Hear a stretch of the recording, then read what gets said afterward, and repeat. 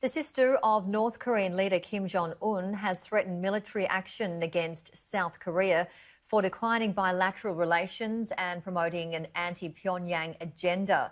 Kim Yo-jong has described South Korea as the enemy, threatening Seoul would soon witness a collapse of the useless Inter-Korean Liaison Office, which was set up in 2018 to improve inter-Korean relations. Ms. Kim, who is the Vice Department Director of North Korea's ruling Workers' Party Central Committee, warned she will leave it to North Korea's military leaders to carry out retaliation against the South.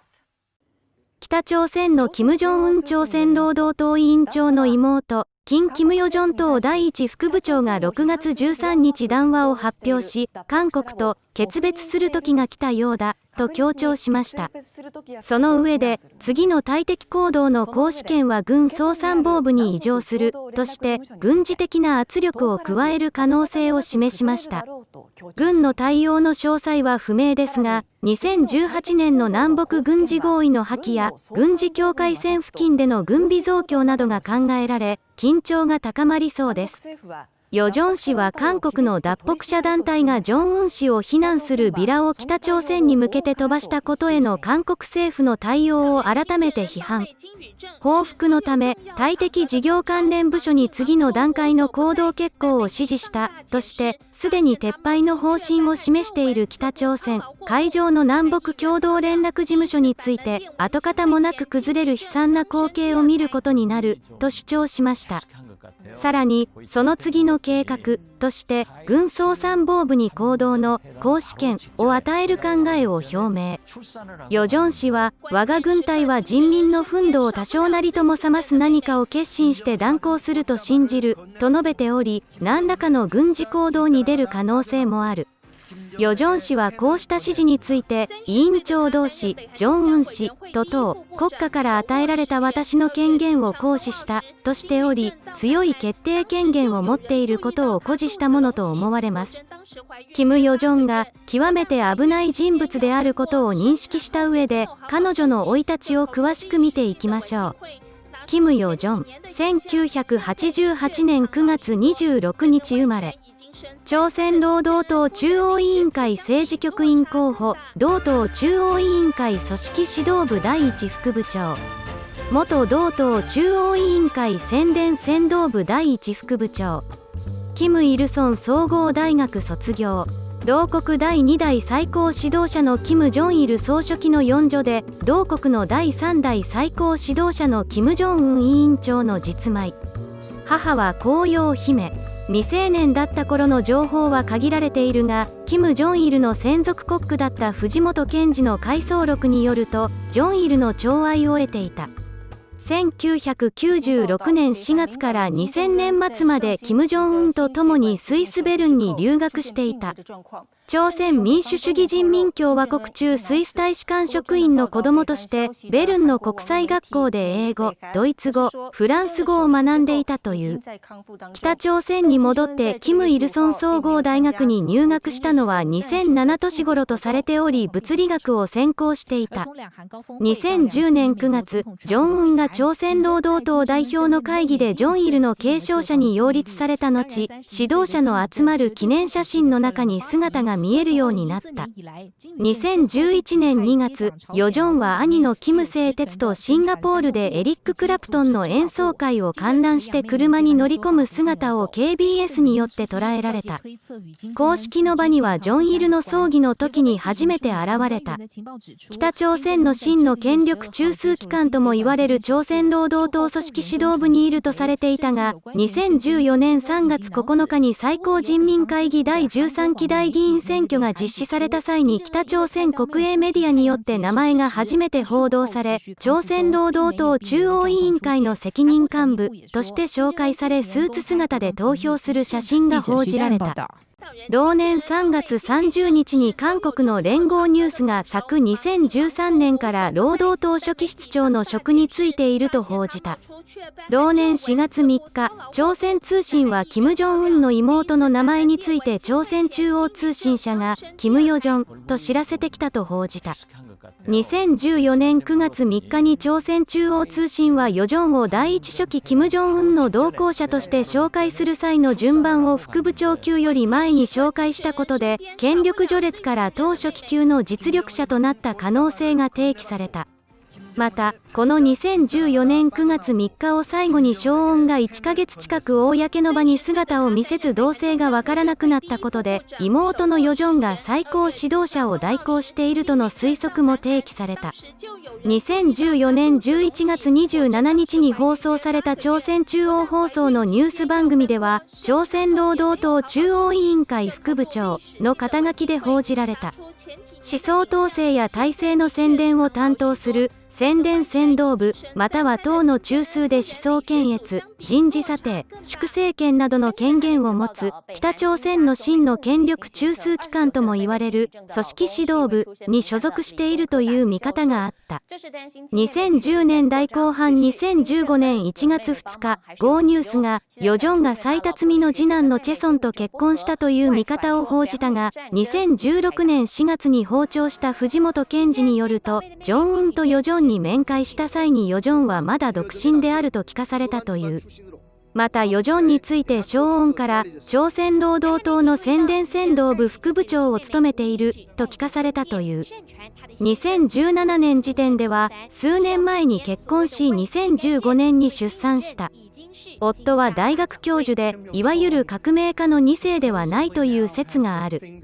韓国の北朝鮮専門家の分析では、叔母、キム・ジョンイルの実米、金慶妃の夫、チャン・ソンテクが権力を握ったことから、キム・ジョンウンが有力者や政治に近い人間が妹の夫になるのを嫌ったと分析される。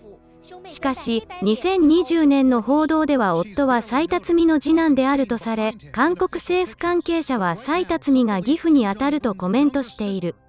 2016年5月に開催された朝鮮労働党第7次大会で同党中央委員会委員に選出された。党内序列は43位であった。2017年1月11日、アメリカ合衆国財務省は人権侵害に関与したとしてキム・ヨジョンを制裁対象に指定し、米国内の資産凍結を行うとともに米国人との取引を禁じた。2017年10月7日に開かれた朝鮮労働党中央委員会総会において党中央委員会政治局員候補に選出された。党内序列は25位前後であった。2018年2月9日から大韓民国で開催された平昌オリンピックでは金英南を団長とする北朝鮮高官級代表団の一員として名を連ね、これがキム・イルソンの直系の子孫としては初の訪韓となった。この際、朝鮮労働党の党内序列2位である金英南が、インチョン国際空港の貴賓席に入室する際に入り口でヨジョンの入室を待ち、着席する際には中央席をヨジョンに譲ろうとするなど配慮する姿を見せたことから、一部メディアからは、実質ナンバー2、実力者、大物、血族の権威、などと報じられた。翌10日の韓国大統領ムン・ジェインとの会談の際には、キム・ジョンウンの特使として親書をムン・ジェインに手渡し文の訪朝を要請した。また11日の北朝鮮のサムジヨン管弦楽団の公演を感激する際には、金英南より上座となる文在寅の右隣に着座して感激した。この訪朝にあたって北朝鮮側は韓国にヨジョンを党中央委員会の第一副部長の肩書きで紹介し、ヨジョンが副部長から昇格していたことが確認された。帰朝後、同時期に訪韓していたアメリカ合衆国副大統領マイク・ペンスと会談する予定が韓国の仲介で組まれていたことが明らかになったが、ペンスが訪韓中に行った脱北者との面会や追加制裁の表明などに北朝鮮が不快感を示して実現には至らなかった。キム・ヨジョンを抑圧的な体制の中心人物として非難したペンスを人間のクズと罵倒して、我々は米国との対話を愛願しないと述べた声明を北朝鮮は発表した。2018年4月1日、K-POP スターなどで構成された韓国芸術団が訪朝し、トンピョンヤン大劇場でキム・ジョンウンとその妻のリセッシュと共に韓国の芸術団公演を直接鑑賞した。2018年4月13日、キム・イルソン生誕106周年記念の国際芸術祭に参加するために中国芸術団と共に訪朝した中国共産党中央対外連絡部部長の総統を空港で出迎え、宿舎で会談して、兄弟が平壌で少しの不便もないよう最大の真心を尽くす、と述べ、翌14日には李雪主、李、斉辰巳、キム・秀明と共に中国芸術団の公演も鑑賞し、キム・ジョンウンが催した宴会にも出席した。また、16日も中国芸術団の公演をキム・ジョンウン、李雪主と共に観覧した。2018年4月27日に板門店で行われた南北首脳会談にもキム・ジョンウンに同行して兄を補佐した。ヨジョンは2月に特使として訪韓していたため、注目度が高かった。会談の最中に韓国大統領文在寅がヨジョンについて、南側でスターになった、と紹介すると笑いが起こり、ヨジョンが顔をあからめる一幕があった。2018年5月7日、初めて航空機を外遊に利用して中国の大連を訪れたキム・ジョンウンに李、キム・秀明、チェソンヒラと同行した。この際、朝鮮中央放送で中国共産党総書記兼中華人民共和国主席習近平に面会したキム・ヨジョンが韓国の文大統領に直立で握手した時と対照的な2度も90度近くお辞儀した姿が報じられたことが話題となった。2018年6月、米朝首脳会談のためにシンガポールを訪問したキム・ジョンウンにキム・秀明や国際部長のリラと共に同行した。2018年8月、建国70周年記念行事に招かれて訪朝した中国序列3位の全国人民代表大会常務委員長栗戦書を斉辰巳らと出迎え、栗戦書が帰国する際も斉辰巳らと見送った。2019年1月8日、夫人の李雪主らと共に35歳の誕生日を迎えるキム・ジョンウンの中国訪問に同行。2019年2月には2度目の米朝首脳会談を行うためベトナムを訪問したキム・ジョンウンに同行。しかし2度目の米朝首脳会談は不調に終わった。同年3月に北朝鮮国内で行われた最高人民会議第14期大議員選挙では第5号選挙区カルリムキルから立候補して当選。しかし、米朝首脳会談が決裂に終わった後から動静は確認されなくなり、同年4月の朝鮮労働党全体会議で政治局員候補を解任され、4月のキム・ジョンウンのロシア訪問へは同行しなかった。5月末には韓国紙によって、出過ぎた行動を理由に謹慎処分が下ったと報じられていたが、後に健在説に変わった。6月4日には、マスゲームの観覧が朝鮮中央通信で伝えられたほか、6月10日にはキム・デジュン夫人李姫しのぎが死去したことを受け板門店に姿を見せて弔辞と弔歌を送る役を担った。7月8日、朝鮮中央通信が放送した故キム・イルソン主席死去25年、中央追悼大会の様子では、ひな壇最前列でキム・ジョンウン氏から近い位置に座っていたことから影響力が回復もしくは拡大していることが確認されている。2019年12月末、朝鮮労働党中央委員会総会において新たな第一副部長職に就任したことが発表され、組織指導部第一副部長に就任したと観測されている。また2020年2月末に開催された党中央委員会政治局拡大会議で組織指導部長の李満賢が解任された件に関与した可能性も指摘されている。2020年代2020年4月11日の党政治局会議で政治局員候補に復帰を果たした。今回の談話についてもう一度詳しく見ていきましょう。キム・ヨジョン朝鮮労働党第一副部長の13日の談話。私は昨日、統一前線部が出した談話に全面的な共感を表する。2年間やってこれなかった仕事をすぐにできる能力と度胸があるのなら、北南関係が今、こういった様相になるのだろうか。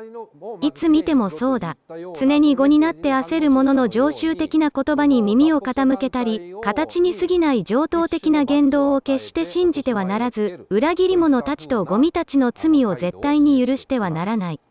我々祖国の象徴であり、偉大なる尊厳の代表者である委員長同士の絶対的権威をあえて刺激し、神聖なる我々のそばの地域に汚物を押し込めるゴミどもとその盲導を黙認する者たちに対して、この世を破壊することとなったとしてもけりをつけようと立ち上がった全体人民のひたむきな声は、今、より荒々しくなっているのだ。裏切り者たちとゴミどもが犯した罪の大きさに気づかせなければならないという判断と、それに従って立てた報復計画は、対敵、対南、事業の一環としてではなく我々の内部の国論として強く固まった。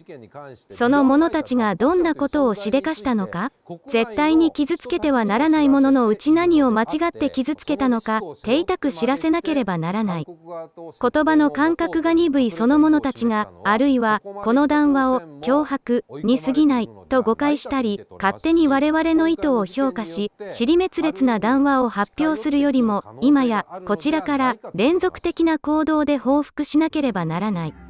確実に南朝鮮の者たちと決別する時が来たようだ。我々はすぐに次の段階の行動を取らなければならない。私は委員長同士と党と国家から付与された私の権限を行使し、敵対、対南、事業関係部署たちに次の段階の行動を決行することを指示した。遠くない時期に、使い物にならない北南共同連絡所が形骸なく崩れる、悲惨な光景を見ることになるだろう。南朝鮮当局が気にかけるその次の我々の計画に対して、この機会に暗示するのならば、北朝鮮側は、次の対敵事業の行使権を我々の軍隊の総参謀部に移そうと考えている。我々軍隊もまた、人民の憤怒を多少なりとも鎮めてくれるその何かを決心し、断行するものと信じる。ゴミはゴミ箱に捨てなければならない。主体109、2020年6月13日平壌。やれやれ、いささか、あまりの大げさな表現に、呆れて開いた口が塞がらないですが、日本人は、この北朝鮮の本性というものを理解しなければならないと思います。決して友好的な人種ではない。改めて、彼らは敵なんだということをはっきりと認識すべきだと思います。その上で、彼らとの対応をどうすればいいかを考えなければならないと思います。こちらが優しく語りかければ相手は理解してくれるかもしれないなどという平和ボケな発想は絶対に通用しない相手であるということを私たちは理解し準備しなければならないと思います。繰り返します。日韓は元祖兄弟だった。世界は元祖兄弟だった。私たちは同志だった。敵は別にいます。もう一度話し合いませんか？